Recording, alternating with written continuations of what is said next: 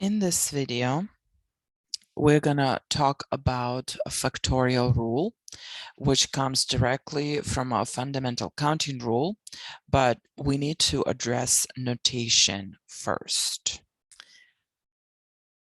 Okay, so you've probably seen this symbol on your calculators, an exclamation mark, and what that means, it's read factorial. We're going to read this as 4 factorial. What does that mean? That means that we multiply numbers starting with 4 and going 1 down each time. So until we reach a 1. So we start with 4 and then we multiply by 3.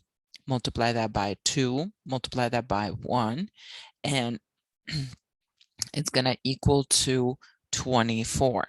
So to illustrate that in your calculator, you're going to type in 4, you're going to go to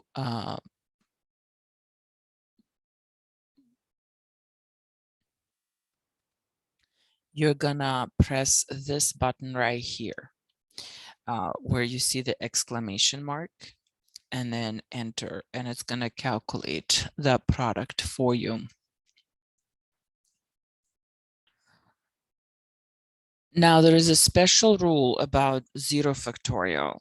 I mean, intuitively, we would say 0 factorial should be equal to 0, right? Because multiplying anything by 0 is 0.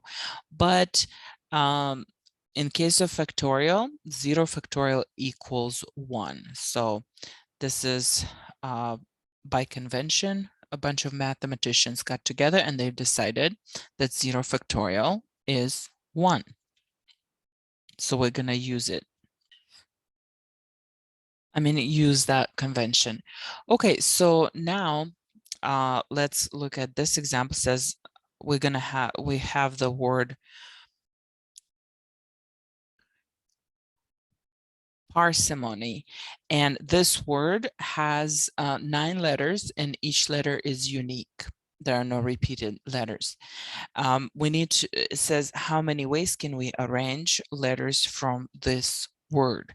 So we're gonna basically assume that any letter combination will make a word, even if it doesn't exist in our dictionary, we're still gonna consider it a word. So out of 9 letters, how many words can we create? So when we're selecting the first letter, we have 9 to choose from. Once we selected the first letter, we only have 8 left to choose from.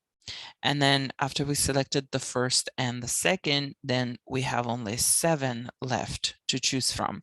And following this logic, we're going to have 6 choices for the next one, 5 for the next, 4, 3, 2, and finally 1 option for the last letter.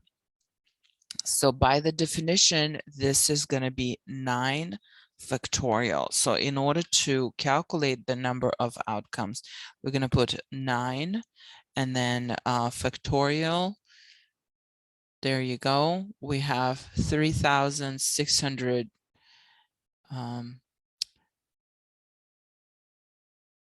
sorry, it's 362,880 different words can be created. So this leads us to a factorial rule, which says if we have a collection of n different items and we want to arrange them in order, then we can arrange them in n factorial different rules, different ways. I'm sorry, n factorial different ways. So we can line up n objects in n factorial different ways. Let's play with factorials a little more. I want to draw your attention to this problem. It says, what is 50 factorial divided by 46 factorial? Well, let's write it out. So 50 factorial means 50 multiplied by 49 multiplied by 48 multiplied by 47, so forth until we get to 3, 2, 1, right? Okay, I want to fill in a couple of more. So 46 and 45 and so forth. Okay, so on the bottom, we're going to have 46 multiplied by 45 multiplied by and so forth. And again, until we hit 3, 2, 1. So when we divide two expressions, we can cancel out common factors, right? So we're going to cancel out 1 and 1, 2 and 2, 3 and 3, and so forth. Everything in between, 45, 45, 46, 46. What do we have left? Well, we have 50 times 49 times 48 times 47, okay? So the tail of 50 factorial, starting with 46, is cut off.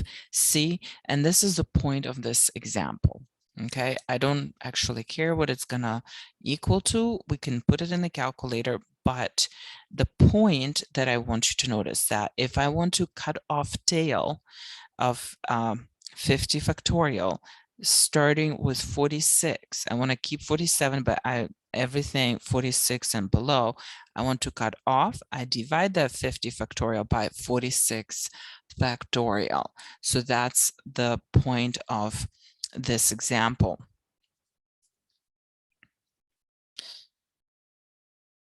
And I always get students who ask, wait, but we didn't finish this problem. How much is it going to be? And the answer is 5,527,200. Okay, now we're going to continue this topic in the next video. Please proceed.